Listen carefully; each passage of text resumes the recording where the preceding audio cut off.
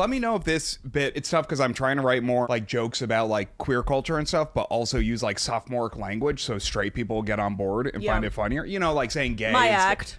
Yeah, exactly. You're trying to do my act. Exactly. Tony? Wow. I'm friends with all my exes and Nosy Meerkats. Okay, roast me. As if my ex and I are not collaging together on Monday. oh my Jesus. Gabby, that is- some point you have to say it's too much. I won't. That is- I can't. Okay, genuinely, at what point do other lesbians go, okay, come on. This no, is getting other lesbians just are like, yeah, I'm doing it on Tuesday. Yeah. Yeah, they're all in They're on all the in this. collaging. Oh yeah, Groupon? I do have some lesbian exes who won't be friends with me, and I'm like, but why? This isn't. Get on board with the culture. But I must have really hurt their feelings. I immediately just thought, ooh, egg. Yeah, do you know what an egg is? This would be good for you to incorporate in. No, but Yeah, And it's It's somewhat of a derogatory term, right? You can't really use it anymore. there's no way a egg is a compliment. no, Yeah, not in this probably economy. not. It's basically it's someone that like people think is going to transition but hasn't transitioned yet. Oh, who is they- yet to hatch. That's so funny. Yeah. So It's if you like have- it's the new version of coming, like being in the closet. Yeah. Yes. Yeah, Because exactly. like now it's like someone be in the closet, you're like, whatever, who Yeah, cares? but Yeah. specifically for trans people. But trans is the new like equivalent of like 90s gay coming out. Yeah. Because now it's like someone's gay and you're like, whatever. Yeah. It's so But, like, funny though. There trans is are like- gay people still in the closet. Like Lindsey Graham has basically been having sex with men No, for but like right wing is its own thing. Yeah, because yeah. there is a whole subgenre of straight relationships that are right wing where it's just like the guy is the most obviously gay guy in the world, and like their relationship online is like, oh, we just love having sex so much, and he like does it with a twirl. It's like when he says it, it's like, dude, is this you crying out? Yeah. I also don't mind that. Also, just let me know when we're starting. Or Yeah, if we haven't are. started. Okay. No. cool. Wink. I just know sometimes we're cold opening. We're cold Yeah, opening. we do a cold open. Yeah. Oh, okay. Yeah. You're in. You're in. You're on. Oh, You're we're on? We're We're on. on. We're on. Oh, okay, cool. Oh, don't worry. I wouldn't if you said something that like you didn't want on. I would never dream of. I Dude, would I've said so many awful things on podcasts. I'm Wait, like, actually? I just hope one day I get a big enough opportunity where I can get Shane Gillis for it, so I actually know what I've said in past podcasts. Yeah. Wait. Okay. You don't have to say what it was, but can you tell us the genre of the things that you have said? It's just like straight dude conversations about like who you'd hook up with type Oh. stuff, where it's kind of like, oh, low person, like something a along little those person. lines. Yeah. Yeah. Because I was also on a podcast recently where like they were talking about there are so many conspiracy theories. I no longer know when someone actually believes one or if they're joking about one. Right? Because they were like joking about like someone being a pedophile. And I was like, haha. That was like, oh, wait, do people actually believe that? Like, and then they were like, yeah, it's actually a thing. Wait, I got to tell you something that actually happened last night at a mic where there was this dude whose name I will not mention, but he went up and he basically, his material was, guys, you guys realize that Drake is the first guy that everyone is saying is a pedophile, but no one has any evidence of him ever doing anything. And everyone at the mic was just like, yeah, we kind of know though. And like people started bringing up like Millie Bobby Brown and like SZA and stuff. And then I chimed in and I was like, yeah, he's posted multiple girls that he said that he's known and like been close with for a long time, for like 3 years. And if you do the math, there were 15 when they got together. And then like that got a huge laugh. And then I met him on the train and he was like seething with anger. Really? Yeah, he was just like, yeah, you interrupted me with that SZA comment. I was like, oh, I didn't bring up SZA. That was everybody else. Yeah, that's... Why didn't Drake fuck those? Why did Drake fuck those girls? It ruined my joke. It ruined my joke. He's my favorite musician. He can't have sex with underage women. Yeah. Don't you want to separate the art from the art? It's Thank a- God Roman Polanski's still good. I know. That guy is awesome. And Michael Jackson, you know? Yes. Yeah, that guy. Well, I mean, that's debated, but I saw the documentary with those boys, and I was like, that totally happened. Yeah. Oh, it's Michael al- Jackson? Yeah. It's Dude, also, yeah. it is confirmed that he invited boys over to have like a sleepover. And it's literally like, what are the chances that he didn't do anything nefarious? And I Yeah. think it's 0. It is like walks the line of being like, either way, it's bad. And at Yeah. least if he's a pedophile, it somehow makes more sense. Yeah. Right? Like if he's just actually enjoying the company of little boys. It's actually worse and if like he's it's not somehow a pedophile. worse where it's like, oh, at least he has like a disease that makes him sexually attracted to these people. But the Yeah. idea that it's like, oh no, you just actually enjoy their company more than adults. This is how you know he's the best musician of all time, though, because there are people who are like, the guy was just weird. Okay, he liked hanging out with little boys as friends, and that would not happen if he could not sing that way. Oh, and I think it's also people, because I remember the day he died. I was doing improv intensive at Second City in Chicago, and there was Iconic. like an older black woman who was security, like the little security desk there. And we were like on a break between classes, and then someone walked up to her and said, "Oh, did you hear Michael Jackson died?" And she literally leaned back in her chair and went, "Oh no, not Lil Michael." And that's how I found out Michael Jackson died, was that moment. But like, I think it's because he was part of their life, their entire, Yeah. like, Yeah. people knew him from the age of 5. Yeah. So it's like a family Women friend. were throwing their bras at him when he was like 6. Yeah.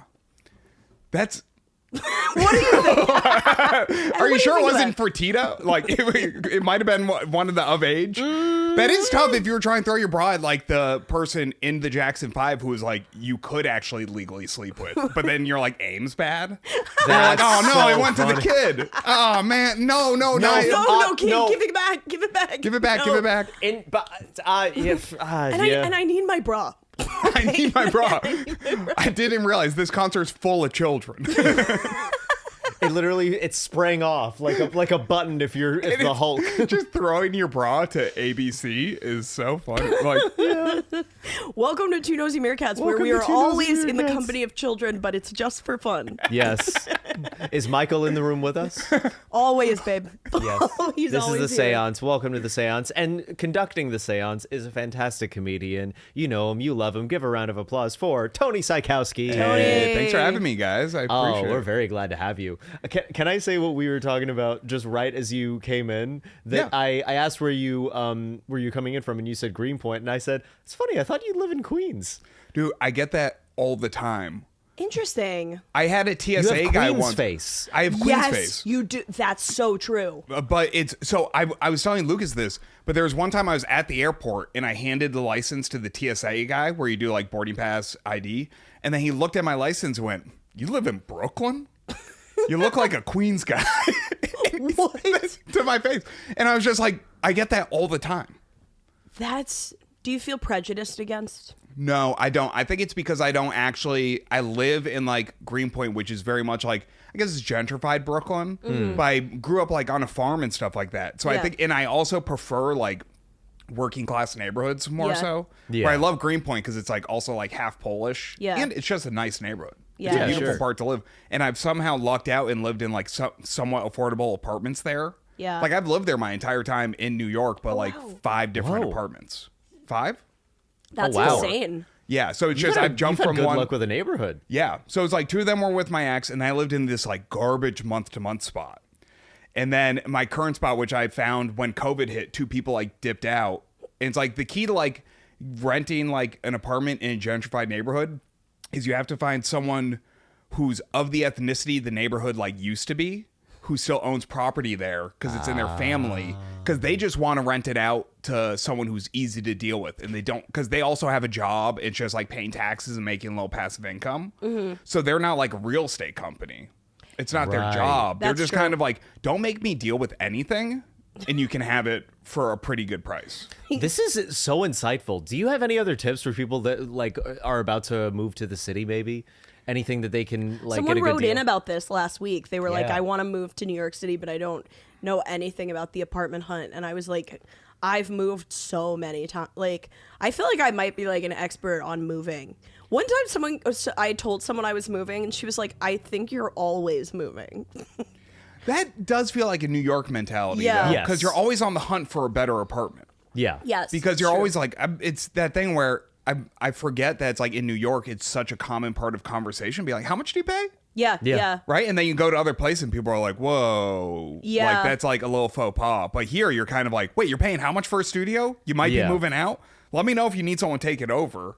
I think that's the version of like, you know how in LA everyone talks about like their driving routes to Yes. get places. I think that's the New York version is like, oh, where are you at? What's the stats? Yeah. There's a train nearby? Okay, like, Yes. Oh yeah, the Holy Trinity is the laundromat, the train, and the supermarket. That's the Yeah. Holy Trinity to me. Oh, I mean, so here's the other thing. It's like I was just visiting my friend who lives in Tampa, and he's doing well. He works for like U.S. Soccer and like development and stuff like that. And I mean, we've like went to school together, so I've known him since I was like 5, right? So, and he lives like in a tower in Tampa. He's paying $1,900 a month for 1 bedroom in a tower that like overlooks the city and the bay.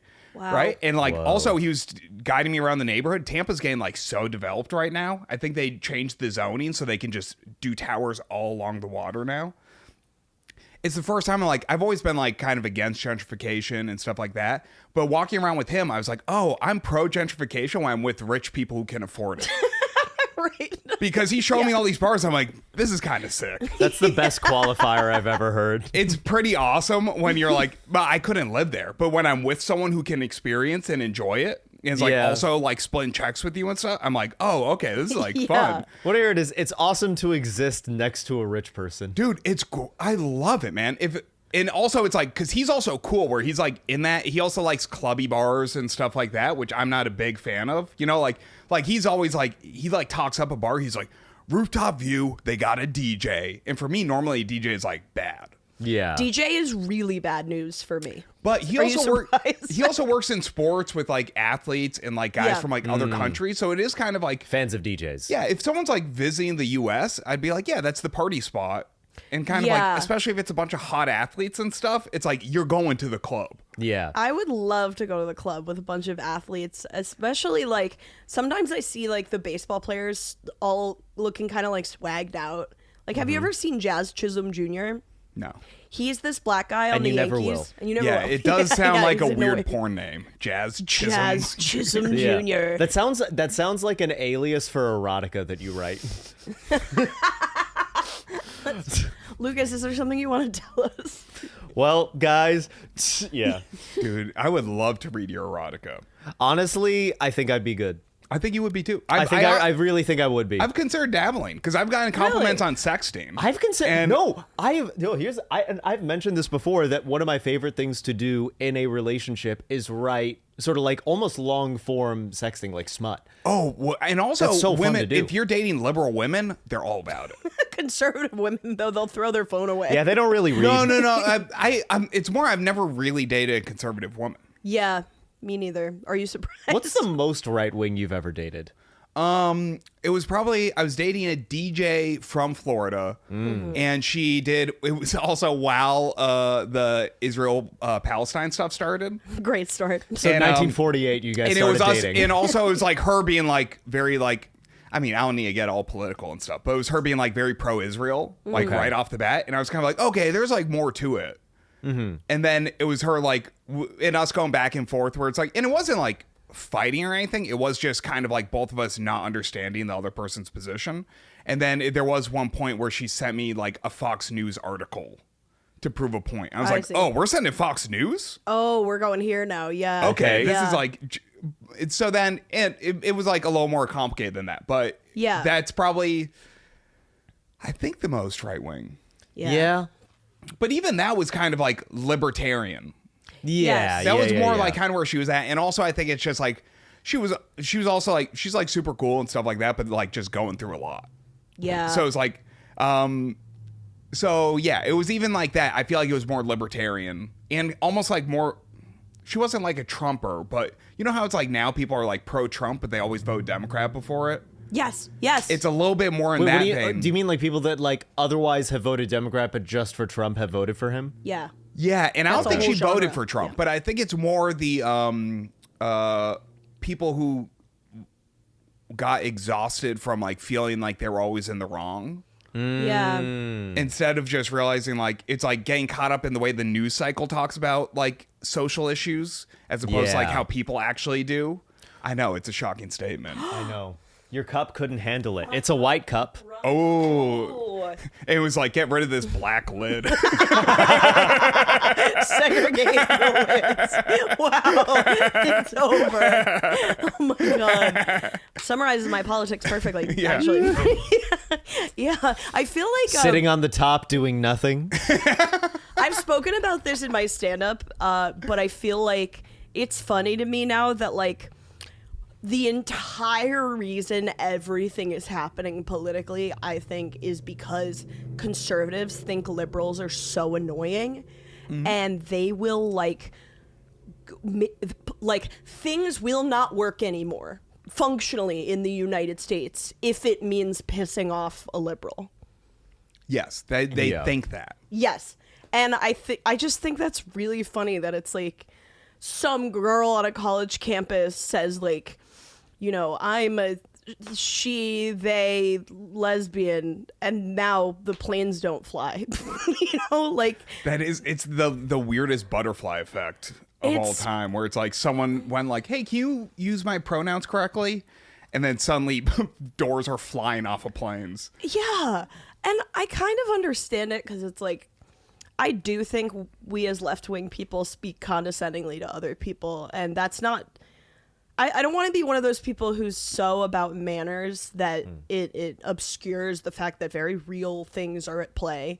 Like, I have no respect for anyone who's, like, anti-trans. I have no respect for anyone who's, like, super anti-Palestine. Yeah. But I also do believe people should speak to each other kindly.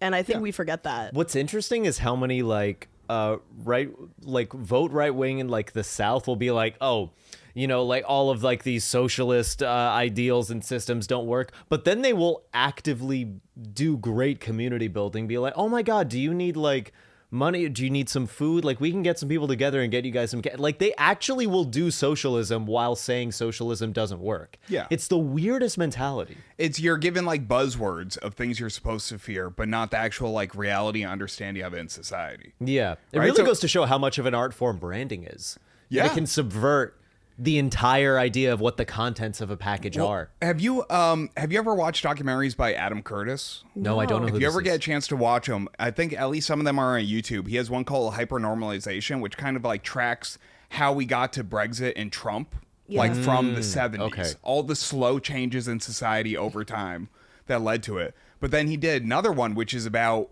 like Freud. So the guy who invented PR was Freud's nephew.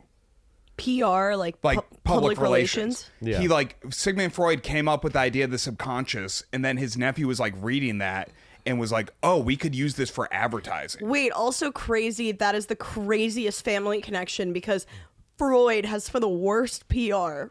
Like everyone hears about Freud, their first thing is like, oh, he wants to fuck his mom. He wants to fuck his mom. Now, he also, but at the time, people everything were like, he's ever said is not true. No, it's not. He was just coked out. Yeah. That was like most of his books. Where even I had a friend in college who was just really smart. I mean, he like went to like got his doctorate from Princeton afterwards and stuff.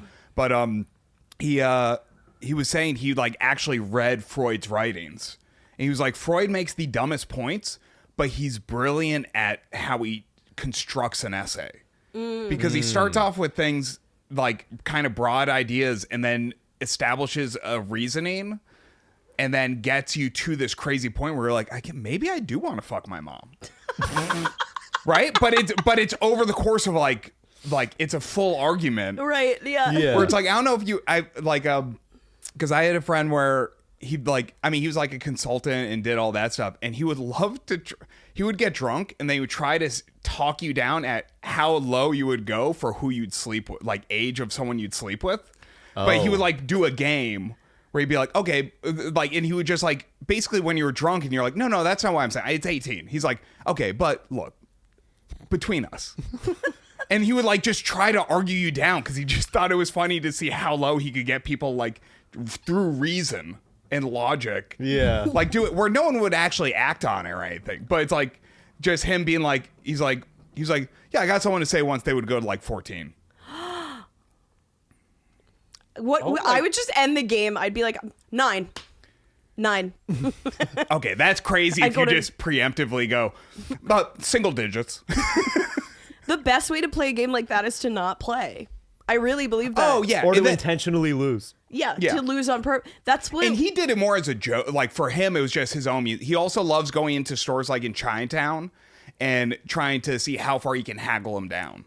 yeah. And stuff. Oh. He likes the haggle. He likes even for him, negotiating. it was him like phrasing like someone like a conversation about like age of consent, but in a haggling mentality. Yeah. Like trying to like talk people down on their own Oh, on what age they would go to. And then at the end you'd be like, and then if someone's at a low number, they'd be like, "What about you?" He's like, 18. So he just fucking totally ruined it for the other person. And then immediately take the moral high ground? Yeah. That's awesome. So it was Fucking all a a bit. child Did he, is wait, disgusting. okay, did he ever do that with you, and what was your number? Yeah, I think I was like, And there is a he right got- answer. Oh yeah, 18. No, oh, I actually went up. No, yeah. 47. Yeah. I would not fuck a woman You're a below great guy for 47. going Yeah. 47. yeah. You know what? It's just like I'm just into older women. No, Have you ever hooked up with like a middle-aged woman? what do we consider my middle age? 14. 14. Yeah, 14. Maybe like in her 40s. Yeah, I've hooked up with people in their 40s, but also I'm in my 30s, Oh yeah, that's so it's like that's- not that crazy. that's not crazy. Yeah, no. Yeah. But wait, what is the biggest age gap you've ever had a relation with? Trying to think. Probably 8 years. 8 years? Okay. Yeah. Yeah. Above or below? So she was Below. 8, you were 0. Yes. Yeah. It was yes. my mom. Oh, Freud. Oh yay! It all comes back around. Yay. Yeah, but I was what, like 32, 33, and they were like mid 20s. Yeah. Okay. So it's Makes like sense. wasn't that crazy? Oh yeah, no, that's not not that insane. bad. Yeah. No. I mean, I know I've said this before, but I really believe that, like, if you're not a child, like, age gaps just don't matter. It's like, Yeah. we're in a puritanical society right No, now. I think it matters. My theory is once you hit 30, no one cares.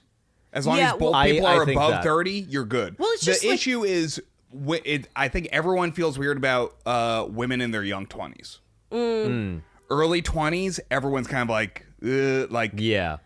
it's older guys preying on younger women who like don't know yet that guys will like lie. Yeah. Well, that's true, yeah. But you'll just see tweets that are like, Chasten Buttigieg was only 25 when groomer Pete Buttigieg, who was 35, hit on him. And I it's think like, the issue is that they're related. yeah, they have the same last name. That's fun. crazy. Okay, that's Pete Buttigieg's Peter husband. Buttigieg's husband, Chasten. So Yeah, he- Chasten. Chasten. Excuse me. He used to bartend at an improv theater in Chicago. Wait, really? I met him. But then also they've completely wiped that from the internet, from my understanding. Wait, that's not egregious thing to do. That's No, a fine wait, thing to do. Come on. Bartender For improv? At bartender an improv theater? What's wrong with that? That I feel like that's in my opinion, I'm like, get rid of it. That is true. Even now, as someone who did improv for a long time, I do tend to erase that from my past. Same. And I'm not even a political figure. Well, you did it on a cruise ship. I remember we talked about that. You did improv or bartending on a cruise ship? Improv. So I worked Oh. for Second City on cruise ship for 4 months. Whoa. Yeah. We talked about this because one time when I was 15, I went on a cruise ship with my family and I saw the Second City improv team. But I don't think I saw you. I No. saw, because we're like around the same age. I saw I wasn't doing it when I was like 15. I saw like 80 Bryant. Like she was on, Yeah. like I Oh my remember God. seeing her. Yeah. Yeah, because basically everyone did like in Chicago, because I lived in Chicago for 5 years.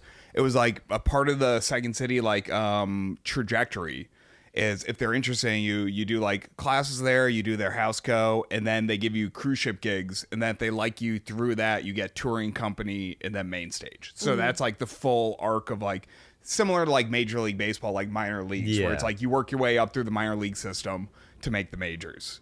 So I did, the cruise ship. Oh my God. Does improv change when you're in international waters? Well, no, because it's all people from Long Island, New Jersey. Yeah. Oh yes. And I was also on the ship during Me Too. So it was, but also when you work on a cruise ship, you have no internet access. Oh. So it's like when you're at sea, they make you pay by the minute. Yeah. And it's like dial up speed.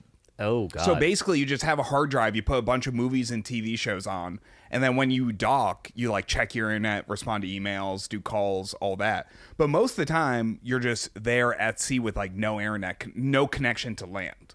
That sounds honestly kind of meditative. Just living in the moment. But it's also you're living in the moment, but it's in a strip mall in the middle of the ocean. Correct. Yeah. And half the passengers are wearing like MAGA hats Yeah. Well, not at the time. Oh, this was at the time because it was Really? 2017. Oh, that's right. Yeah. Wow. Yeah. Oh, it was such a strange inflection point because it was Me Too and it was Trump. Yeah, so there were times where I found out who got Me Too'd from audience suggestions.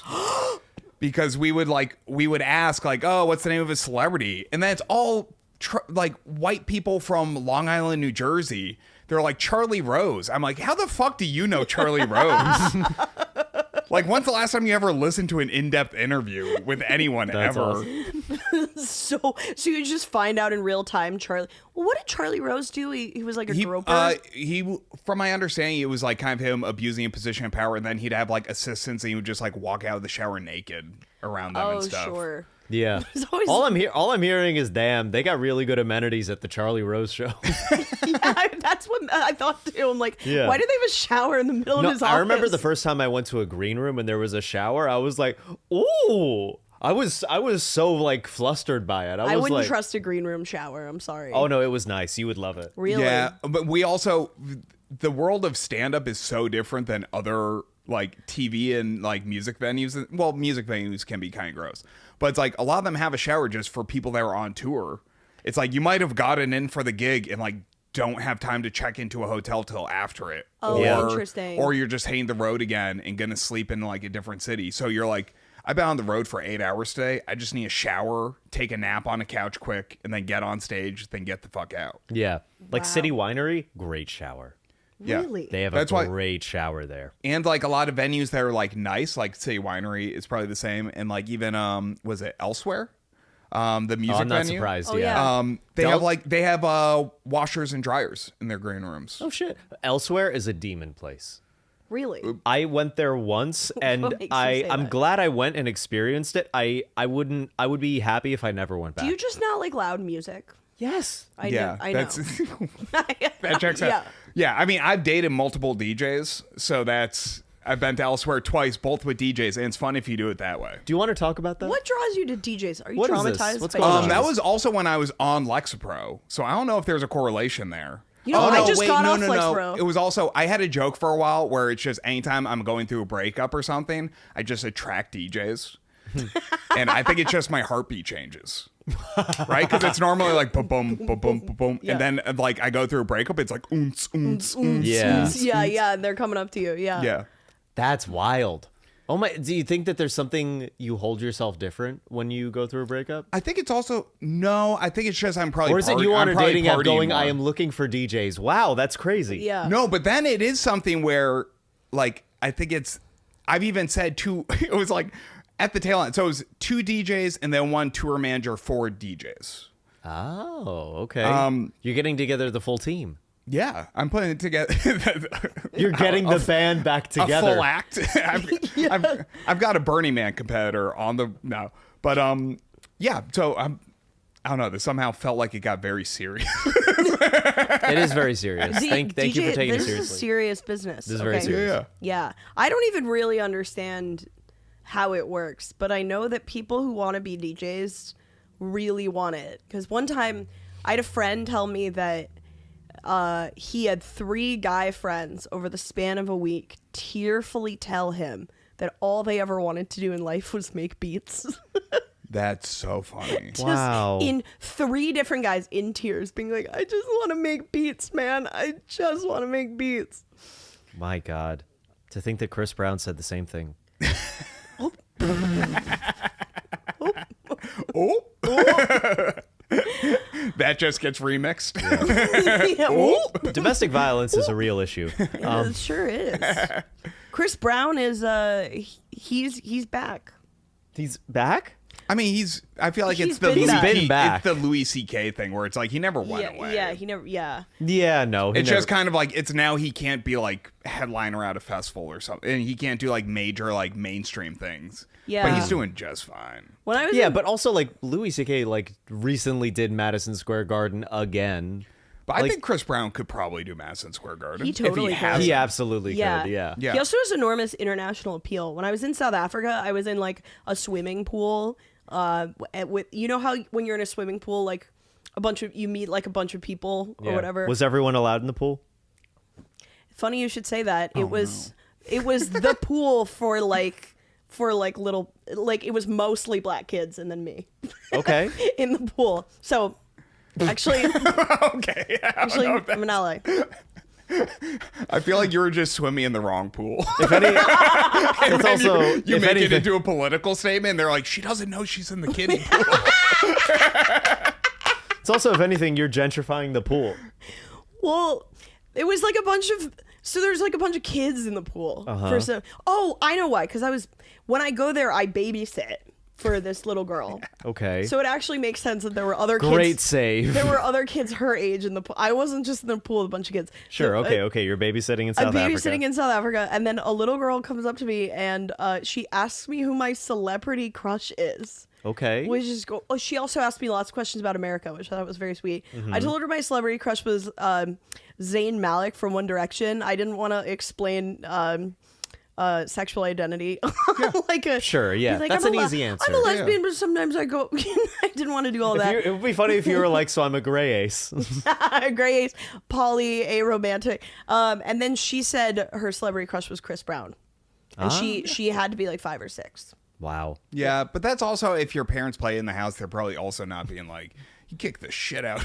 Like they're It not. would be saying that. funny if you were like, so she was like, oh, what's your favorite song of his? And she was like, he does music?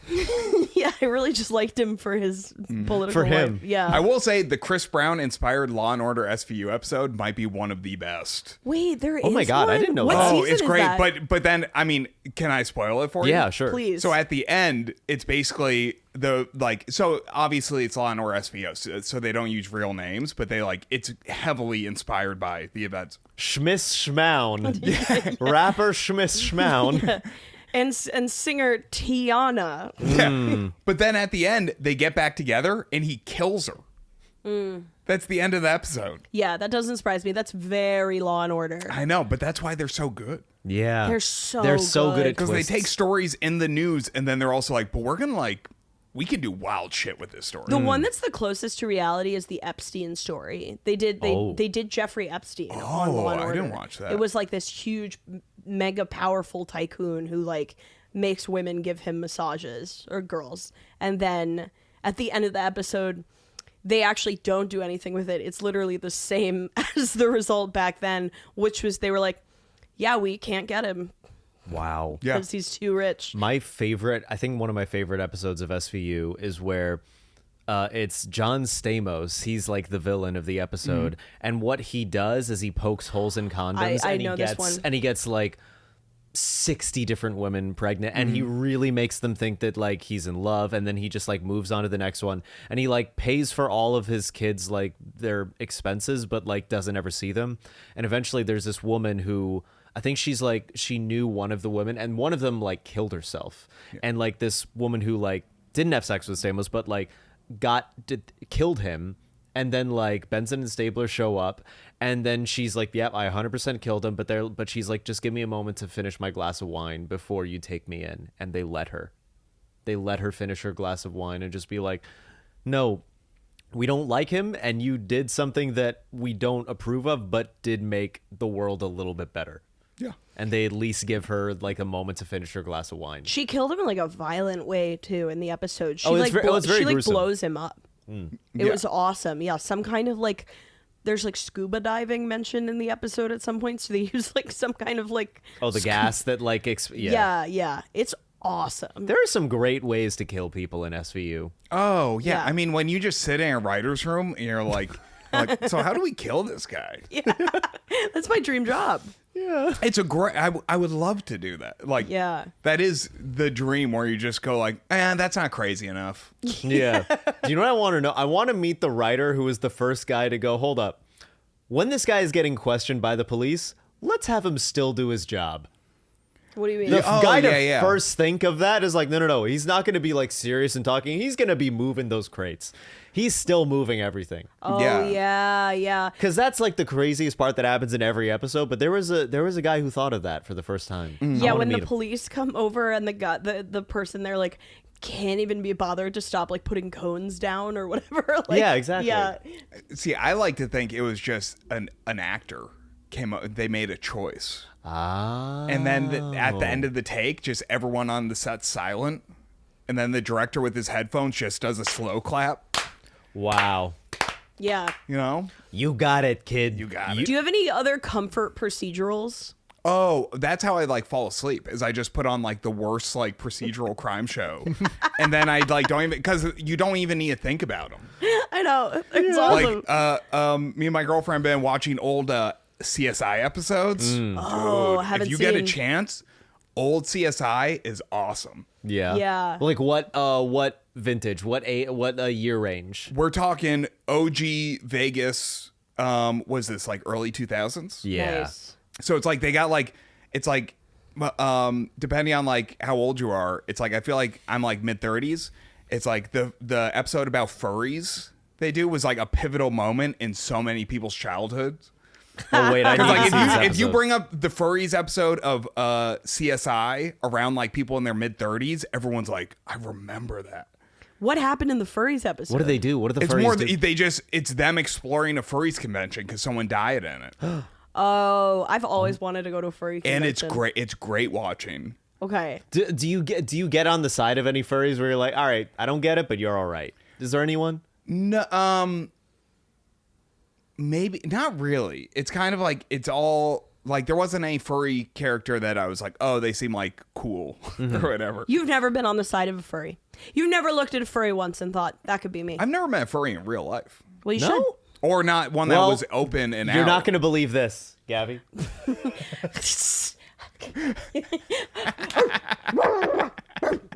Oh, Oh, it's my fursona, dog Riel Brown. You just dress up as a meerkat. Oh yeah, we could be meerkats. dog real break. I feel like, listen, you never meet a furry who's mad. Let me tell you that. You never see a furry be unhappy. In costume In- or just in I general. have seen multiple depressed furries though. No. yeah. Multiple that aren't doing the best. How do you know? I feel like that's a tough life to live. Yeah. You're already a furry. How are you? You like mad? identify as an find- yeah. animal. That's a hard thing to figure out, Or that's realizing, only- I need to invest in a costume. Yeah. That's sad. And that's like where you feel most at home. Yeah. If you were a furry, what animal would you be? Yeah, yeah. Oh, I guess I'm trying to think because I feel like furries, it is about like hanging out and partying, right? Probably something basic like a bear or something. I feel like that's like a fun, Yeah, like, because then you get the teddy bear vibes, and that's Yeah. kind of like cute that's and true. fun. You're cozy. You can attract Yeah. a lot of DJs that way. Yeah, Just yeah. looking kind of Oh, safe. yeah. Yeah. I mean, I definitely can't be a dead mouse, so that would be Very that's good. taken. So Hey. That's my mind went there as well. Yeah. That's true. I think I'd probably go I think I might go like capybara. I think that's a good one. ooh, Capybara I would don't be remember fun. what they look like. They just look like they're just a bigger hamster. No, a bigger guinea pig. That's what they are. What would I be? I think I'd just kind of be one of those like generic like fur suits, like like the Times Square Mickey Mouses or the Times Square Elmos that look kind of disgusting and repulsive, and you don't really know what animal they are. They're just kind of furry. you're not allowed to opt out of animal in a furry conversation You're that right. you initiated. Yeah. That's such a cop out. You're right. That's okay. such a cop out. You're like, what kind of animal would you be? I think I would just be fur. Yeah. I think I would just be the fur. I would be animal. I would be I animal did X. opt out. I would Yeah. just be, like that mouse in Times Square. I'd be that, but just generic. I would go down to 18. I would be what would I be? It'd be fun to be like a snake. Does that count? a scaly. You scaly? No, there's no fur. It's in the name. It has to be furry. No, but is there are such- scalies. this is There big are. as- Scalies is different, but that's a different Wait, subgenre. is there a scaly convention? Google. Jamie, pull that up. Okay, but if it had to Google. have fur, I mean, I guess like a cat would be fun. I know a lot about Yeah. them. You That'd know. be fun. I feel like you also don't have to be like well versed in the animal because it's all about escape. Oh my god. Not in my world. Show Tony. Scaly dragon has invaded the furry convention. Oh my god. Can you imagine the furries are genuinely scared? Oh yeah. Oh my god. There are so Well, it's many a natural people. predator. Yeah, but Yeah, definitely it's an apex definitely predator. dragons. That's definitely a thing for sure. Oh yeah. Oh, dragons is definitely a thing. Scaly skull. Yeah, there's tons of scaly ones. I'd be a snake. Oh, but they are kind of like felt. They look like they're a little. Yeah. Not in my It's world. got to be a little soft. It can't be like just Yeah, yeah, like yeah. pure like scale. I would have the No. sexiest skin. You wouldn't believe it. Where'd you get it? A real snake. Would that be so? It's like kind of like rattlesnake skin boots, Yes. like that type of vibe But you're going just for. like I would just be a boot. I guess that's like what on the verge of leather, Yeah. I right? would, yeah. And I like would, leather's You're hot. becoming the house down boots. boots the house down, sis. Do you know about this? Drag No. queens, they say house down boots. I don't know what it means. I said it the wrong way, but you get it. I think I House also down said it the boots? wrong way. None of us are gay men. No. Not yet. Yeah. Yeah. Not yet. It's a choice. Yeah. Yeah. Have you ever watched Drag Race? I've seen like bits of it, but I haven't like gotten really into it. It's really good. Yeah, What I- are you a reality show guy? No, I'm not No. a big fan. I think it's just they're all like it's. You may be the most normal man I've ever seen. I am very boring. Just but I love across that. the I board. don't I didn't say boring, but I do think you are one of the most like cut and dry, just like what a man is. Well, thank you. I rarely hear that. I rarely am I called a man. No, but yeah, I guess it is like even with reality TV, I'm kind of like, oh, the point is they're all kind of shitty people, Yeah. and that's why it's fun to kind of watch them be made fun of or put in like weird situations on TV. I prefer documentaries over reality TV. I don't mind seeing people in real life, but I want it to be like an That's a actual guy representation. answer. It's just like I'm into documentaries. That's such a guy thing. What's your documentary of choice? What's your lane? I've been really into the sports docs. I think I yeah. like sports documentaries more than live sports I do too. because also it gives the whole backstory, Yes. and then also you And get also to the best sports highlights are that in there. you get the highlights, but then also it's like one of my issues with live sports is like the post game interview because then it's like a 20-year-old who's one of the most famous athletes in the world, and they're like, "How are you going to celebrate the championship?" And you're like, "He's going to fuck everyone." Yeah. That's like he's 20 years old. Yeah. He's in the best physical condition of his life. He just won a trophy that most people dream of ever being close to. Like most people can't even get tickets to that game. Yeah. He just won it. Yeah. He's going to be in the Hall of Fame. And he's 20. Yeah. I don't want to hear 20 people who are 20 years old say anything. No. Let I would alone honestly- one who's killing it. But then a sports I would get documentary- mad if a 20-year-old answered anything different or did anything different. Yeah. You're doing exactly what you should be doing. Yeah. But then a sports documentary, you get to see them when they're like they're interviewing them when they're like 50 and 60. They've already got a couple divorces under their belt. They've run through all the money they had before. Now they just have like a chain of fried chicken restaurants or something. Yes. And you get to hear them talk about their youth. Where now they're just Yes. living in the shadow of their career. You're hitting the nail on And the head that's with what I this. like. That is Yes. this is the best bit. Because Yeah. for me, my life, I have achieved very little. It's only potential. I only have potential. It can only go up from here. Right? So I'm like, haha, you already hit your prime. You're on the downward. I'm only going up, There needs to be baby. a Tony documentary where you're like, great things are coming. It would be so boring. It's the crossfade of life trajectories. Yes. Where now we're crossing where now I'm on the up. Yeah. Yeah. And you're seeing someone on the down is just On like, the oh, this down. is beautiful. Yeah. So I'm like, oh, I can actually like appreciate your opinion now because you've been through shit. Yes. And yeah. it's good you weren't an athlete. You don't have bad knees. Or maybe you do. I have a bad hamstring. So I did play baseball in high school. I was my high school's Oh, what starting position? baseball pitcher. Oh, you pitched? Yeah. What was your arsenal? I mean, it was pretty simple where it's just fastball. I had a loopy curve. Ooh, okay. It's a big old loopy curve. If you remember, 12.6? 12.6. Wow. Yeah. Okay, wait. I'm gonna ask like what a loopy curve is. Like, So what is it's it? basically it's just kind of floats in. It's like if you're not familiar with baseball, I feel like it's something that you only really understand if you like see the difference in pitches. A fastball goes like this, and a curveball goes like this. Yes. And if you're a hitter, it's the whole point of pitching is you're trying to trick the hitter because the hitter is Right, yeah. guessing. They're trying to time How their the ball is swing. gonna come. Yeah. So if you're trying to time it to, I love mansplaining sports to a man. This Yeah. is awesome, and this Yeah. will never happen again. Oh, it'll happen again. This is why I keep you. No, but here's the thing: is that I played baseball as like a kid, like up until I was 9. So I like understand some stuff, but there's like a lot of higher level technique that I didn't stick with. Yeah. So it's more just like a style of pitching where it's kind of it's slower and it's like a big curve. So like the ball starts like it's coming at your head and then breaks into the strike zone. Yeah. But the problem with that is it's like even like a lot of major league pitchers don't throw curveballs like that anymore. It's a little more rare because if people can track it, they will just destroy the pitch. Yeah. Or if you settle in, or if you hang it. So like if you hang a curve, it basically means it's going, but it doesn't break. So it just slowly goes straight. Yeah. And if you hang it, then it's just teeing up the batter. Yeah.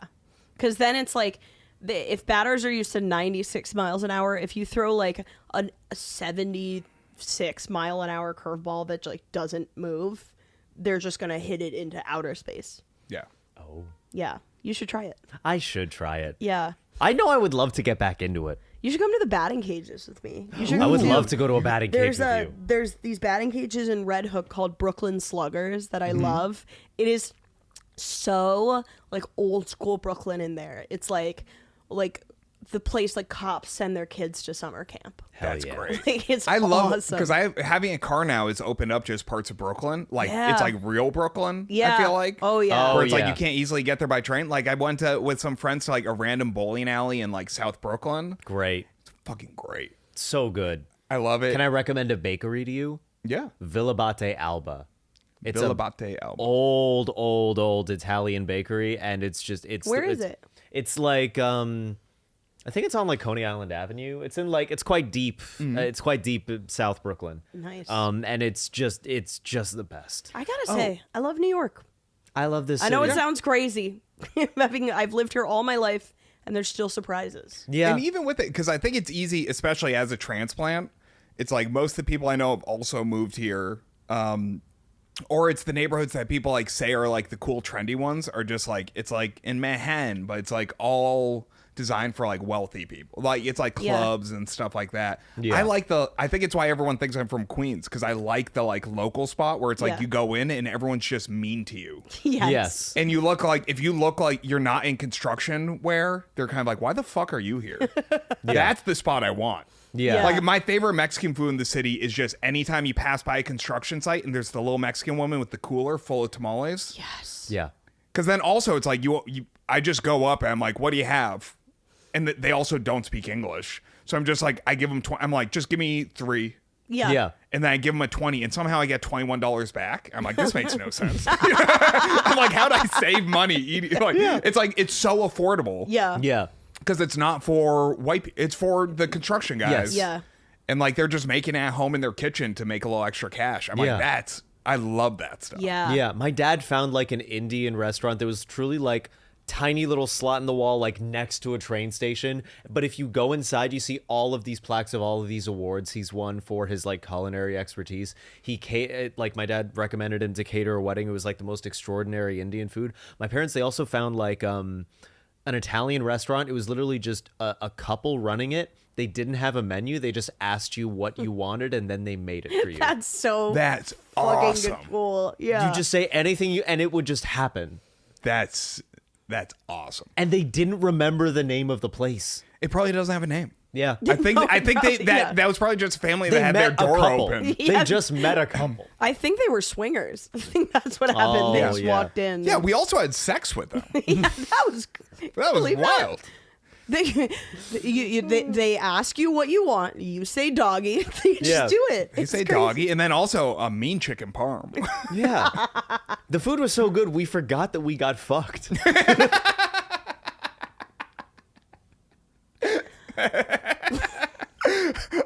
I forgot I had sex with someone. Yeah, that's how good the breading was. Holy shit, I did cheat. I totally forgot. I'm so sorry. You call the wife. Hey, Honey, I'm so sorry. are you okay? I cheated on you. No, it was an Wait a outstanding second, cutlet. but you also, I also cheated. I also cheat. It was worth it for the chicken part. Yeah. It was worth it. You know what? That meal gets 2 infidelities. 2 big infidelities. Coming right up. Infidelity. Boom.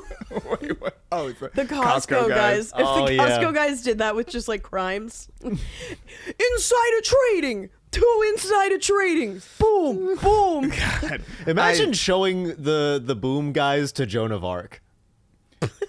It was, I think she yeah, I feel like there's so many things to explain in that conversation. Yeah. first, she'd be like, "What's Costco?"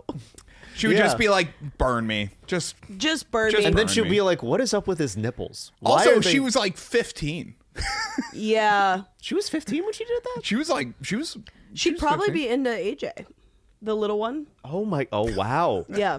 They would be near an age. Oh my god. It's crazy to think all these like figures from history. What? Like, how old was Maria? The Virgin Mary would have been like his age. I don't know how old she was when she gave birth. She was like 14. That's like not far from the Rizzler. Do you guys understand? The Virgin Mary and the Rizzler Are closer in age than like the Rizzler and I don't know. and me. So Yes. then how old was Joseph? Joseph? Do we know? Well, was they he were- like also like Problematic. That is Yeah. a good question. Joseph was problematic. can you imagine if God knocked up your high school girlfriend? It's like- and then you just have to deal with it. Yeah. And then on. she's like, "Oh, no. It was an immaculate conception. You see, no sex was had." Oh my god. Okay. Mary was about 15 to 17 and Joseph was in his early 20s. Okay. Okay. We all knew a girl like that in high school. Yeah. I say that I don't care about age gaps. The truth is, obviously when it's kids I do. And I knew a girl in high school. Wait. Wait. There's other ones that say that Joseph was 90 and Mary was 11 or 12. That I don't believe. But somehow would make more sense. You're right. Maybe it sounds Just like Joseph being like, it's not mine. maybe it sounds like revisionist history. No, but that's definitely someone just playing around with that. Because even in the depictions of it and stuff. The truth is we'll never know. God damn, It's this the is so scariest strange. part. Yeah. Wow. But She's so old. This girl in my high school, we all went to prom together. You know how prom you like get a limo or whatever. Like we all went in the limo, and this girl just had a boyfriend who was like 24, who was in the limo. 24 with is us. rough. 20. Well, yeah, That's she was like bad. 18. He was 20, and I'm like. But I Yoy. talked to other female friends about that, and they're like, yeah, I also knew a girl in high school who was hooking up with a guy who was 24. Like, everyone had that one friend who had an old boyfriend. Yeah. Yeah. Yeah. Oh no, I had a friend in college who she was 15 and she was dating a 25-year-old. Wait, in college she was 15. 15? No. In college, she told me that when she was 15, Oh. she had dated someone who was 25. Yeah. And then later on, she was like, "Oh, that was a predator." Yeah. And then she figured it out, but she was like, at the time, I was like, yeah. Yeah, I feel like that's pretty common in small towns, for Yeah. sure. But 'Cause even in like, New York City, they got pedophiles. Yeah. mean, I guess it New is York, just- there are so many small towns here, though. that is something that brings us together as humans. It's just like everyone like grew up being like, yeah, I knew someone who dated a pedophile. And you just hope it wasn't them. Like Yeah. you hope you're not the one that You hope not it. Yeah. Not it. Not it. Yeah. Wow. It's because the Virgin Mary did it. Yeah, because even I went to like a really small high school. Yeah. Where my graduating class was 43 people. Holy Whoa. shit. Yeah. What was the total population of your high school? It was probably 250. Yeah. But then Yeah. also, so we had the middle school was connected. Middle school was 7th and 8th grade. It was in the same building as the high school. Oh, wow. Okay. Wow. So you knew everyone, and everyone knew. You know everyone like knows you. And then also, but I know 3 teachers that hooked up with students. Yeah. Oh my God. My school 2 too. of them married them. Really? Yeah. Are they happy?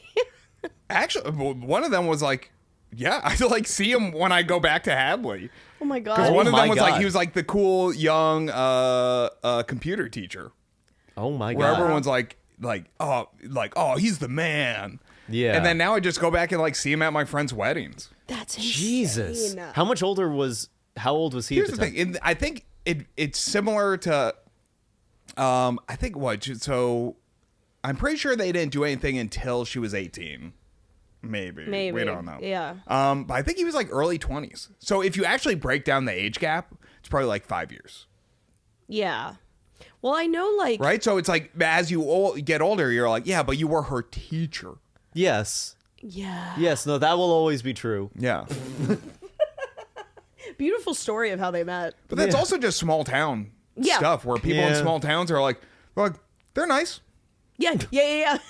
I've met them. Right. He married her. Yeah. They don't smell bad. It's kind of like even like I mean, this is just my sick brain where like especially when I first started doing comedy, I was trying to figure out a joke where it's like is it pedophilia if you just like marry them? It is, but like there's something where you're like no, I'm not attracted to children, just this one child who I want to be with I forever. just fell in love with the one child. This one child. That's how. Only one. Just one. Just a little, one tiny kid. Yes. What always cracked me up was like I went to an improv like school for a while where the guy got Me Too'd for hooking up with other adult students in his improv I think class. what you just described is every improv. That Is is every that is a improv- consistent yes. improv teacher That was- thing. But it always makes me laugh so hard because I'm like, okay, like they are also adults, right? But then like it is creepy to me when the improv teachers are basically just like using the improv class as like a dating pool. Yeah. It's called Yes and. Oh, so true. But no, I had one teacher who it wasn't my class, but there was another class when I was in level 1. He was hooking up with 2 girls in the same class. And then also, but one of them So he was cool. He was The coolest He was also guy. like the weirdest looking dude. Oh. It is like Yeah. it was just so Give us a weird. visual. What does he But look then, like? Who does he remind you of? Like a stork. Oh, great answer. Great Like, answer. He was just like tall, gangly, and had like a huge Adam's apple and stuff. But Oh yeah, I can see it. But also, it's like then you look at improv teachers objectively when you're outside of the weird cult of improv. It was like he was temping at Groupon during the day, and then he's like pulling like, but he's in this weird position of power in the theater. But then one of the girls, luckily, was fucking crazy. Where she straight up just doxed him online, where she put his number on Craigslist and like said he was selling like a really nice couch for like $50. And he just got inundated with so many messages he had to change his number and do all this. Nice. Like she went like full like utilizing the internet just to tear him down. Okay. And then Nothing wrong. She should work for FBI or something. she should like That's it's a like- creative individual. Yeah. And then I think they did make him stop teaching classes after that. Nice. Like, cause it was like it was like, everyone's like, even like in the world of improv where teachers were all creepy, it was even them being like, dude, that's like too much. Yeah. I am now thinking of like a sketch where it's like a guidance counselor is like, all right, so tell me about your interests and what do you do? And he's like, yeah, I really like to like teach in a setting where I like date a lot of the students. So you want to go into improv. That's where you need to go. It's a career fair. Yeah. Talk about like the number you want to date. Okay. You want to really go for like post-college level, not pre, just Yeah. Yeah. But not late 20s. You're not dating grandmas. no, you want to be Okay? cool Yeah. still. Yeah. You still want to be cool. It really is the only way for these like gangly, like, no offense. I was like, waiting for that. strange looking men to pull that many hot women. Yeah. Yeah. And it's also just, it's people that are like immersed in the world and they're like, oh, he's fun. He's so funny. He's so cool. Yeah. Like, so it is like a tiny, it is like big fish, small pond. I do Yep. think incels, their minds would break at the thought of improv teachers.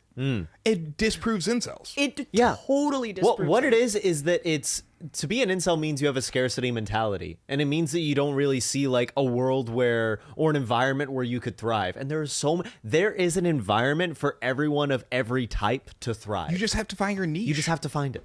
It's all about finding your niche and what you attract. Yeah. And then it's like, because do you guys have like specific types of people that you attract in partners? Yeah. Yeah. Like you're kind of like, you see the same themes over and over. Yeah. Yeah. Where it's like, Yep. do you have it like broken down? Yes. Yeah. It's Yes. like Do you say it out loud? autistic. Okay, well, I just assume that's for all of us. Yeah. Like- no. Okay. Yeah. Wait. No. Very. Lucas has a very nice type. Big tits? A lot of like really great breasts. Like Lucas pulls like gorgeous women. Wow, this is going to sound crazy. I was talking about their personality. Sorry, you. but Good for you. also, Yeah, no, congrats, Lucas. Thanks. I also love, like, it's like just talking up Lucas as like a fucking ladies' man and seeing how uncomfortable he gets. Yeah. Where you're like, yo, Lucas pulls smoke shows. No, I have pulled smoke shows. I have pulled. Oh, yeah, dude, yeah. you're so fucking funny and dyslexic. Call me hot. Call me hot. Yes, call me hot. Yeah. No, I'm trying to think of like what characteristics. Bisexual. That has been a theme. And lesbians sometimes. And Just lesbians sometimes. Full lesbians. Oh, they still identify. Yeah, they all have. Yeah. No, but I would say definitely not working in the arts, but saying that they want to work in the arts. Okay. Definitely that. Tattoos. Definitely. Big glasses also. Okay. I have had that in the past. None yeah. of that's personality. Yeah. I No. feel I like was- you just described gentrified Brooklyn. Yes. You were A like gentrifier. Gabby, I would say is by and large. Yeah. it's not big boobs, it's big glasses, okay? Yes, These exactly. women can read. Hey, eyes up. 4 eyes up here. Yes. Yeah. Sorry, my eyes are up here. Here. It's just- What about you? Who do you attract? Yeah. Let's hear what- typically, I would say girls who wish they were bisexual. Ah. I feel like Fascinating. that's wish they were bisexual. You just said the most specific thing in so few words. Well done with that. Yeah. Because that was accurate. but then Yeah. also, typically, musical theater background, true crime, tattoos. Yeah. Try and think. Yeah, and then depressed, but I think that's just. That's everyone now. Yeah. Yeah. You bring that out in them. Yeah, I'm just kind of like. Yeah, I don't know. I was gonna try and make a joke, but I was like, that's kind of sad. But I think it's also because you bond. So it is something where it's like I even have like a joke about, but it's like, I did hook up with someone once who like was like, oh, every single guy she's hooked up with has had ADHD, and I'm pretty sure everyone I've dated also has ADHD or is somehow neurodivergent Yeah. Yeah. because I think it's the communication style. Yeah. It's like Yeah. you're just cool throwing facts back and forth. I also I have just realized a big denominator in people I've dated, someone very strong personalities. Very strong, very confident in like I am right and like what my idea is the right way to go. Very, very strong confidence and bold kind of I don't know how to like, Mothers. You've No, dated but mommies. I get that. I think I typically date people who, actually, I'm not sure. Where it's like definitely people who like planning and stuff like that. It's kind of like they're kind of like, oh, we'll do this, this, and that. Or even like as a joke, I'm kind of like, oh, do you want to do dinner? They're like, oh, I have a full list of places I want to check out, like stuff like that. Yeah. Yeah. Type A's. Type A's. Yeah, I'm the same. I love type A. Even the women I've dated who weren't like strictly autistic are like very like type A, like planning type people. Yeah. Yeah. I think it is the balance though, because it is like Yeah. a relationship does have to be. It is like yin and yang, where it's Yeah. like you do need to like. It's like have middle ground and stuff you connect on, but also different temperaments or different things you like thrive at, because it does balance out Oh, absolutely. like where you're at. Oh, you know, my girlfriend is an insanely good planner, but I am someone who's very good at cooking. See, my girlfriend does both of those. And what do you provide? You do nothing, and that's where the balance is. I give her weed and kombucha. That's what I got right now. Those are my gigs. for during the day. You also work at a kombucha place? I knew you worked No, at a so I I've work been at a weed I've- shop. Don't Yeah, you? I started working at a dispensary. This is just a couple weeks ago, Yeah. but now I've made it my whole identity. And Is it just a wonderful place to work? dude, it's honestly so funny where it is just you're just hanging out with stoners all day. Yeah. Where it is like we just talk about snacks. And we get into like full like it's like long conversations about it. About snacks. About snacks, and everyone has a strong opinion. And then we're doing it, and then people will like stop ringing up customers to chime in. And then the customer is like, it's like, oh, hey, sorry, we have you waiting. He's like, no, but No. I also have an opinion. Yeah. Like, so they just jump on. It's like, and then people also like just buy weed and then like they fist bump you afterwards. Yeah. It's That's just great lovely. work. I'm like figuring out material on where I'm like, oh, it's just like nice working a job where people are like excited you exist. Yeah. They actually want what you're giving. And them. you're only giving them a nice part of their day. Yeah. And that's all you represent. It's just, they come in and it's just something to help them out. Yeah. It's also not like the liquor store where people are kind of like, they do need the product, but they're like, the product makes them angry. You know? Well, there definitely are people who come in and I'm like, oh, you are like addicted to weed. Yeah, addicted to Oh, weed. yeah. But that's also still, everyone who works there. Yeah. So it's like, oh, cool. people How who can are you... addicted to weed don't shoot up the place. No, it's No. a different vibe where it's like, it's more their space. It's just healthier as a lifestyle. If you're going to like use a substance too much, weed's the best one. 'Cause Yeah. even now you Yeah. have sativas and stuff like that where it's like they have they're like energy boosting ones. Yeah. So it's like there are people who like just like smoke sativa in the morning, then like indica at night. Yeah. Yeah. Do you find it like weed ever helps you like focus on tasks? Because like Sometimes it depends the weed. I'm also a big fan of like CBD and CBG, which are like, so CBG? CBG is like, it's kind of like CBD but a mood lifter. Ooh. So it helps with anxiety. So it's almost like I take CBG in the morning, CBD at night. Whoa. I've So- never heard of this. So I've never it's heard of also, CBG. it's more just not that common because it's also the problem with CBD and CBG products is like they don't give you much of a high, but they're also the same price as weed. So it's kind of people being like, oh, this is kind of expensive for something that doesn't do that much. Yeah. I see But what I you're saying. I Yeah. basically use it as a replacement for antidepressants. Yeah. To help me with it also- because I have bad anxiety. So Yeah. it really helps me just kind of like take the edge off a little bit. So when did you go off antidepressants? Because I'm doing that right now. Oh, you're in the process of it? I'm in the process of it. What are yeah. you getting off of? I think Lexapro. You think Lexapro? Well, Oh, 'cause you have the generic I version? get the generic, and it's citalopram. Escitalopram? Yeah. Lexapro's rough to get off of. Yeah. It wasn't until like I was like a month, and it wasn't until I'd done the full tapering off. I was like, wow, I was kind of a crazy bitch for a month and a half. I was like, wow, this is kind of all over the place. Yeah. For me, I experience all this random nausea all the time, and I think the nausea is anxiety. I think that's it. Oh yeah, absolutely. Because I think I start feeling overwhelmed by my environment. I'm more sensitive to germs. I was never sensitive to germs ever. But now all of a sudden, like something like Because germ. it's coming back. Oh, I feel well, also disgusted. you're just, now it's like, you're like in a heightened place of all that, and then it will settle down once you're fully off. Yeah. But it's going to take, how long have you been doing it? I've been off. I haven't taken meds for like 2 weeks. 2 weeks. So it's probably going to be another like 2 to 4 until you like one morning you'll wake up and be like, oh, I don't feel insane. That's Or I you can't just like wait. take a deep breath and you're like, I'm kind of bored. Yeah. And then you're like, oh, I've been so insane. That's kind of me. I always realize things in hindsight where it's kind of like, it's like, even like for me, it's like, I've never been one like when you're on a trip or you're doing something you really enjoy, like being in production or like a theater or a show or something with people, where you know how like you both have done theater, right? Yeah. Yes. So it's like at the end of a show, there's always that person who's like, I'm going to miss you guys so much. This has been a great time. I don't have that feeling until like 2 weeks afterwards, Yeah. where then I'm kind of like, oh, I miss those guys. Yeah. Yeah. Because I don't realize what's going, like, it's kind of like, I'm like, yeah, but we're still here right now.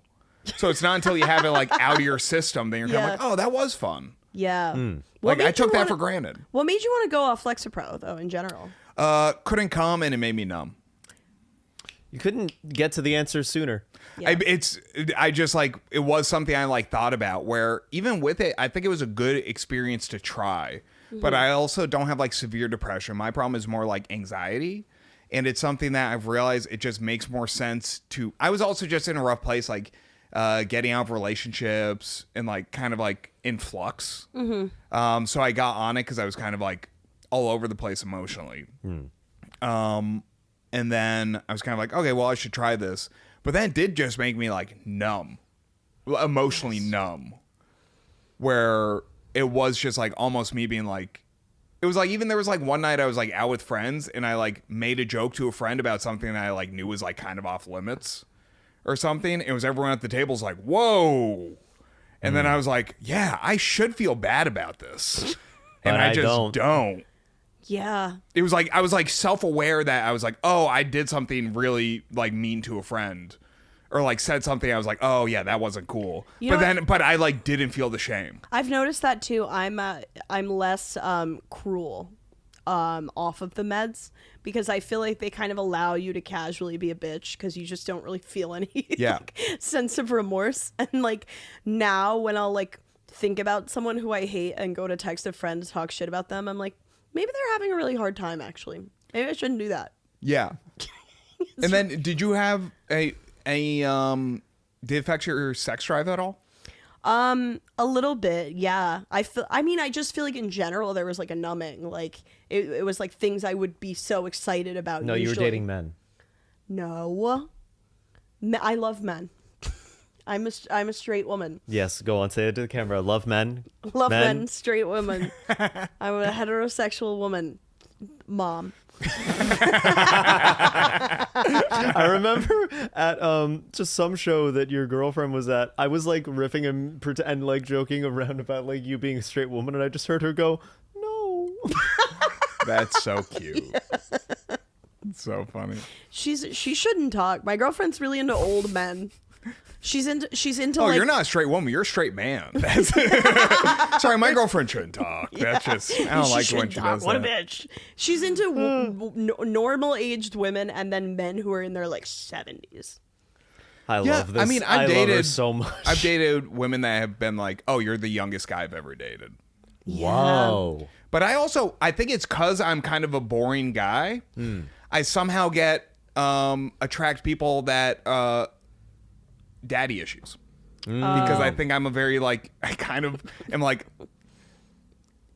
I'm trying to figure out a way to You're say this standard that's not ity creepy. dad. Yeah, Yeah. I'm very dad You're like vibes. out of the box dad. Like they very, could sell very you. dad vibes. When I was in elementary school, I used to just watch World War II docs on the History Channel. I dug a trench in my backyard to play in because I grew up on a farm. We had space. And mind you, not historically accurate. Trench warfare was World War One, but I wasn't caring about the facts. Yeah, No. no. I wasn't on board for the facts. I was You on weren't board. you weren't in the numbers of it. I also didn't play. I never won. When I would play war, like would even lose. we would always achieve our directive in my imagination, but then I would also always take a moment and go, "We lost a lot of good men." Because I think it's because all the information I got was from documentaries. Yeah. And those old World War II There was never a documentaries. clear like No, obvious it's always way. just old men crying Yeah. near the end. So you like romanticize the tragedy? Yeah, I think it's just like it's like the weird depression sad boy in me was just like I identified more with like the reality of war than the idea of being like a powerful warrior. I could see you being really into pop punk and listening to pop punk while thinking about World War II. A little different. Yeah. I definitely had a little bit of a pop punk phase, but I was also working full time as a child on the farm. on the farm. So I was yeah. working 7 days a week, 7 a.m. to 5 p.m. Wow. every God summer, damn. starting at the age of like 14. Okay. Wow. So What'd you have to do? What? What'd you have to do? Mostly tractor work. So I'd be on a tractor for like 12 hours a day or something like that, or whatever the hours add up to. And then also a lot of just like manual labor in the field and stuff like that. Yeah. Okay. What was it? What were the crops that were farmed on your? So Tobacco, I think I remember you tobacco remember is saying? a Yeah. big crop for us. So it's broadleaf, which they use for cigars. So it's like Connecticut Valley tobacco, which is like if you talk to someone who knows cigars, it's like a thing. And then a lot of hard squash, so like butternut squash, a little spaghetti squash. Lucas has the spaghetti squash in his Not to apartment, brag. So I have a spaghetti squash here. which is honestly overrated as a squash. It's I only because agree. it looks a little bit like spaghetti and everyone thinks they can substitute it for pasta. Yeah. That Which it's they a big deal. cannot. You can't. Makes me sick. Yeah. As a Thank woman God who- I'm not doing that. As a woman who is 1% Italian, according It to hurts me. Ancestry.com. As a man who is 0.5% Sardinian, fuck you. Excuse me. Yeah, and then also asparagus, and a lot of kind of cucumbers. you Lettuce, got a good cabbage. range. Yeah, it's Yeah. a 250 acre farm. Wow.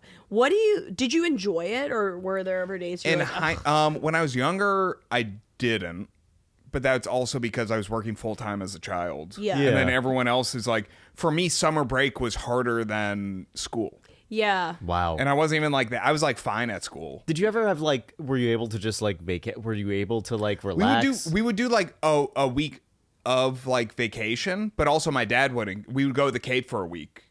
And then, I mean, even with it, it's like, I mean, you have like times you can relax. Like even when you're working a lot, you find days to relax and stuff. Yeah. Also, I like talk it up where it's like, I was lucky where it's like, I would also like in high school and college, I would have like an acre of tobacco that was like mine, that like I was in charge of.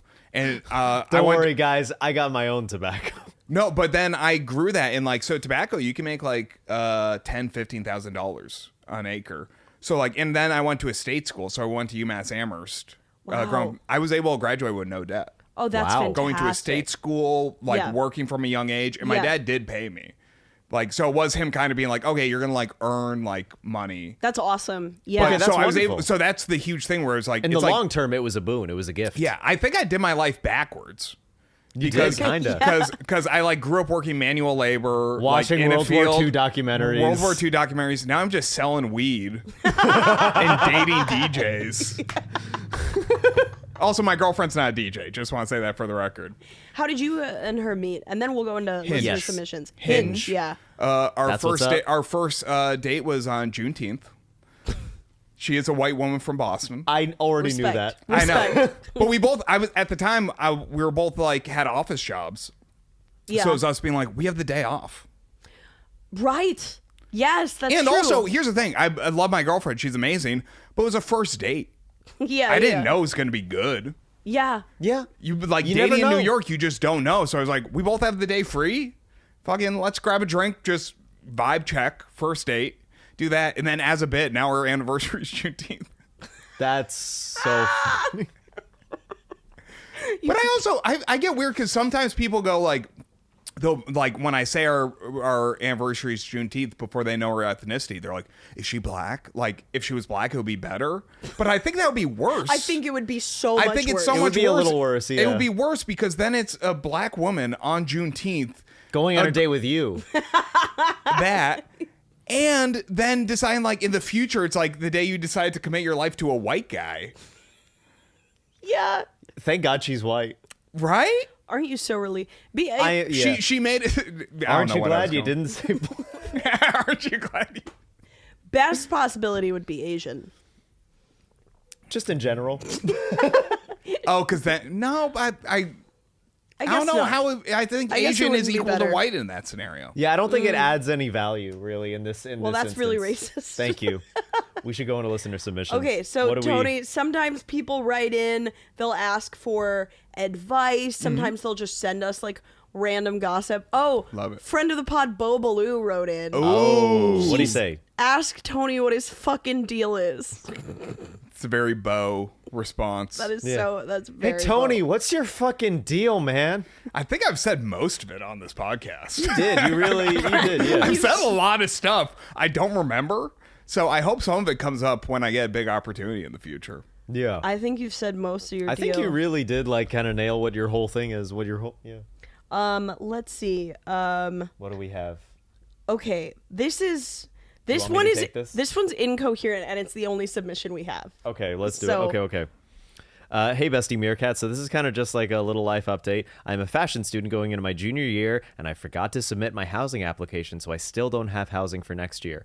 My silly school still took my $750 deposit, though. Oopsies, I guess. That really sucks. I'm not dyslexic. This is bad writing. Yeah. But maybe this is a good thing because my current roommate is my ex, and that's been awkward. All right, so it's a woman. Every time they get drunk, they tell me we should get back together.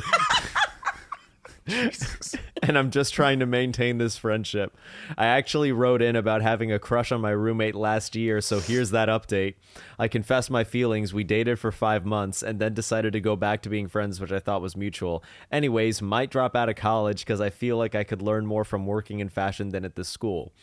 Hope this even kind of makes sense since I'm writing. Hopefully... This doesn't. Okay, wait. Hope this even kind of makes since I'm writing. I'm rating extremely hungover. Oh. They're Okay. hungover while they wrote So They're that was like hungover. 3 dilemmas they're bringing up in one message. Yeah, Because this one was is- about their housing situation with the school. Then about and the their school- roommate who's trying to get back together every and time who they're I'm drunk. guessing you guys gave weird advice to. Well, we were like, Say how you if you feel. like someone, go for it. Like, Yeah. But we were also like, yeah, it's a roommate. That could go south. that Yeah. could go south. But And then also it's them debating dropping out of school. yeah, there's a lot going on in here, actually. Wait, it gets worse. And there's more. Oh, It, there's it does more. get worse. Hold on. Went to a party last night, and above mentioned roommate X, and they introduced me to all their friends as their ex-girlfriend, and they were all over me all night. Everybody in the room felt super uncomfortable, so when a 36-year-old man offered me a full to the brim red Solo cup of vodka, I drank it all quite quickly, and then threw up and fell asleep in the host's bathroom. No clue how I got back to the dorm. I woke up and immediately thought, you know what? The Meerkats need to hear about this. Y'all will see this later, but you got any hangover cures for next time? I just plan to smoke it off. Okay, so now Yeah, they're also asking for hangover tips. Smoke it off. Smoke yeah, it. Absolutely. Yeah. That is Smoke the it best. off. Why was there a 36-year-old man at this college party? No, it's a union requirement. Yeah, you have There's to. always got to be one. That's very true. You do have to have one creepy old guy who's there. Yeah. Or not even creepy. The problem, you know what always upsets me? When you meet someone like that at a party when you're younger and they're like cool as hell. That's why I I've don't definitely trust had them. that Yeah. where, because we used to have woods parties. We would just Yeah. go drink in the woods. That's beautiful. And then it was also, you just have it, and then it's like, you're in the middle of the woods, so like anyone can show up. You can't be Yeah. like, actually, this is our woods. Like, Yeah. right. so then, and also in a small town, it's just, there's a bunch of dudes in their 20s who like have just stuck around Yeah. and they don't have anything to do on the weekends. So then they just go and party. They just show up at parties with high schoolers, but then they bring booze. So then as a high schooler, you're like, okay. yeah. That's like the movie That's community Ma. building. Yeah, it's, Have you guys seen the movie Ma? no. No. Oh. Oh, where Octavia Spencer just like gets. Yeah. I highly recommend it. It's a movie where Octavia Spencer plays a woman who like buys these kids booze and lets them party in her basement. And then she like throws them these fun ragers. They're like, thanks, Ma. But then she wants to do it like every night. And the kids are like, Ma, like we have homework. Like we can't party with you every night. And she like stalks them. That's pretty awesome. It's awesome. Yeah. But I she love also, Octavia. for some reason, as a child, she like won't let out of her room. It's honestly a really scary movie. Anyway, so maybe that 36-year-old man you met was Ma. Yeah. Yeah. I mean, so I don't understand the advice they're looking for. Oh, no. You shouldn't. Okay, So- cool. So it's housing dilemma. Don't know what to do. Housing Roommate- dilemma, fight that. If you're not moving in, get that deposit back. Yeah. Go full camp. I'm a big fan of going with situations like that if you're dealing with a bureaucratic environment, like let's say it's like an airline or something like that. You have to lead off going overboard Karen.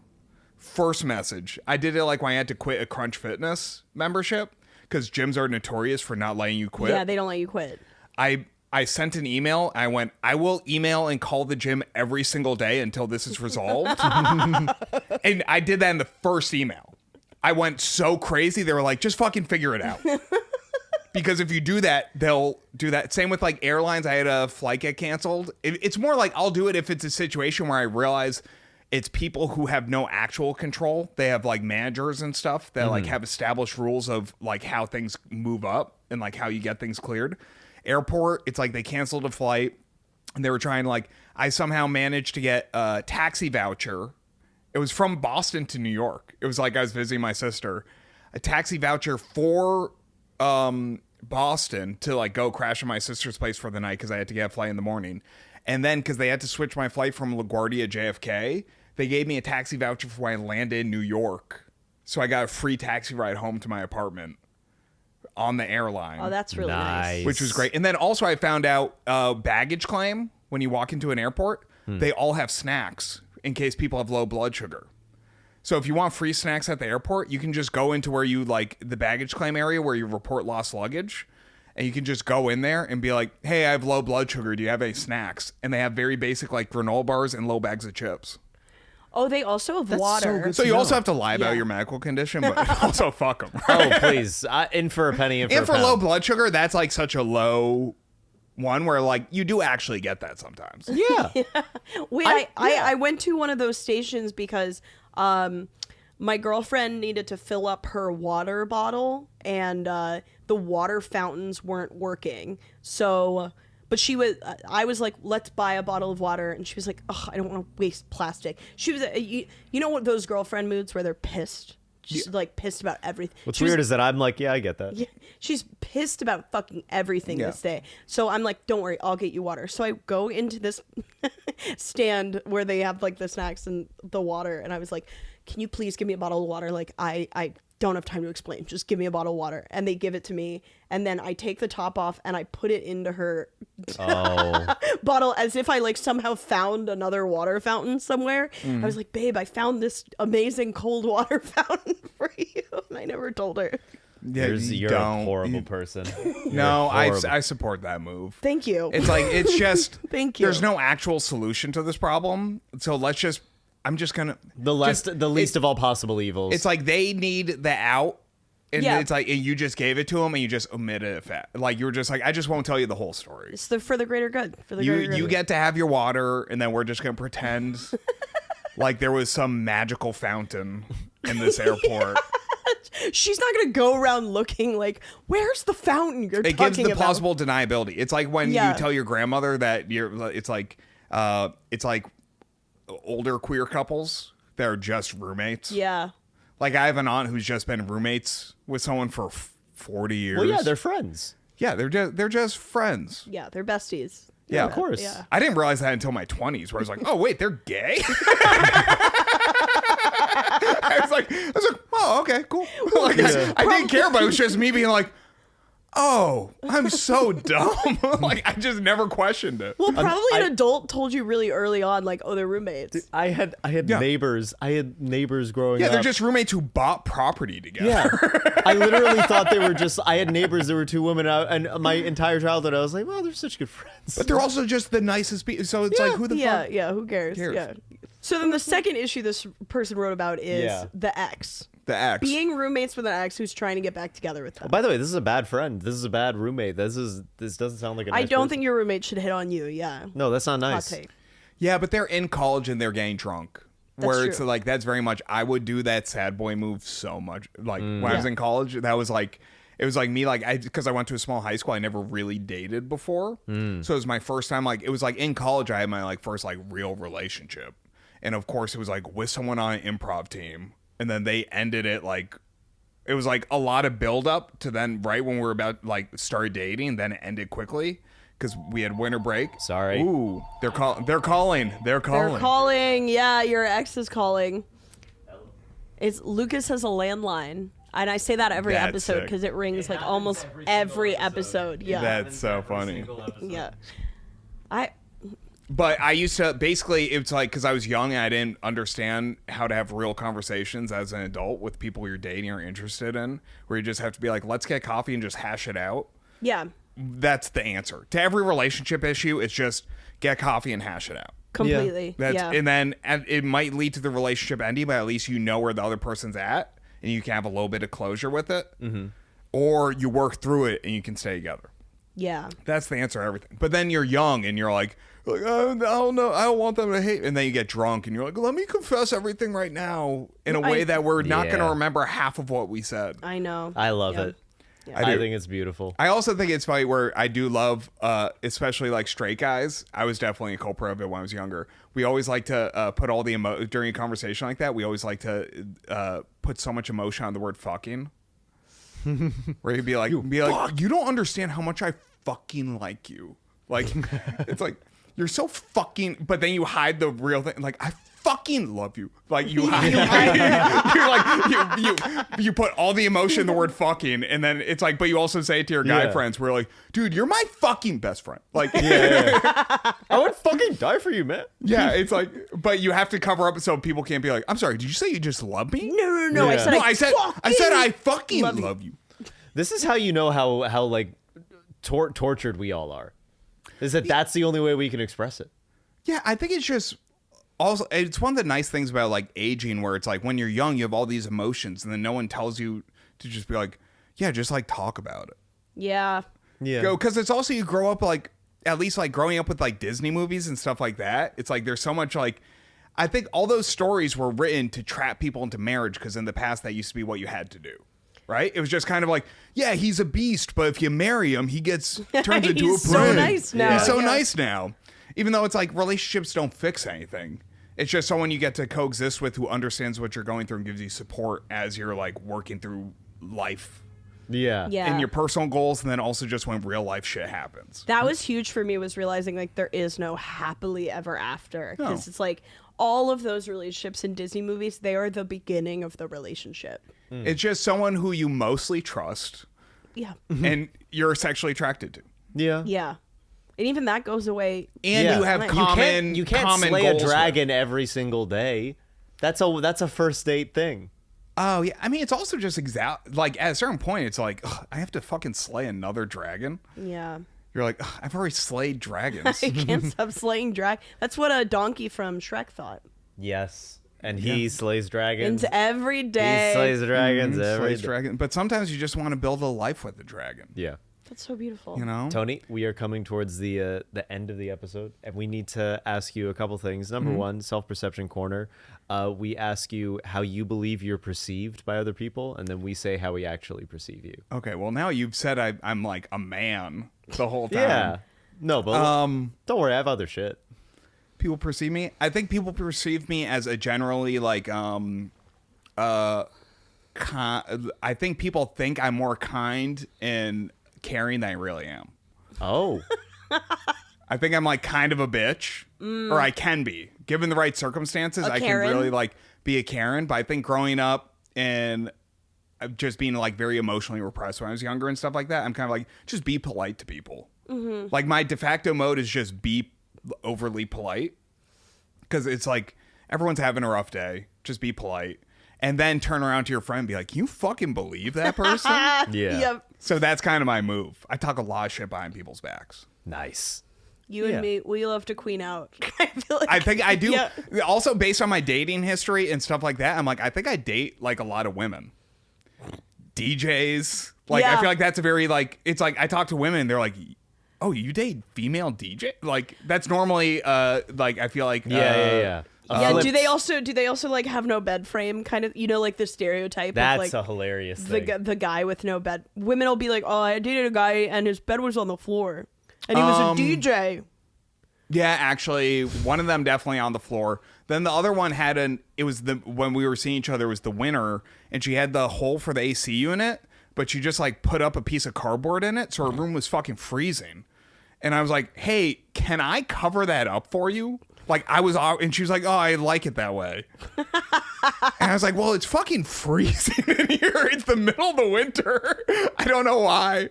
Oh my god, she couldn't just close the window? No, it was the AC unit. Like, there was the Oh, in cutout the wall. in the wall. Not in the window, in the wall. Yeah. Not in the window. Not. Oh it was, my God. And for some reason, they didn't just leave the AC in there. The AC will plug that up. It was me just being like, it's so cold in the mornings. So cold. Well, God damn. I would say, let's see how I perceive you. I mean, yeah, you hit the nail on the head with polite. Like, I feel like when I first met you, I was like, just like a really nice, like generous, fun guy. And then I think, yeah, as I got to know you, I was like, oh, I can really queen out with this guy. Like, we can talk our shit. Yeah. And, yeah, also very like intelligent, interesting, like, I don't know. I'm talking like how people are when they're racist, well spoken, Wow. articulate, but like you are. I feel like you're very When eloquent. they're racist. When I'm talking the way a racist would. As soon as the mic cuts, you're like, so this fucking Pollock. Yeah, he came on the pod, but yeah. I mean, you're great. Like, you're a lot of fun, and I feel like when you move through the world, like, you're very observant of everything, which is a quality I really kind of like and respect in people.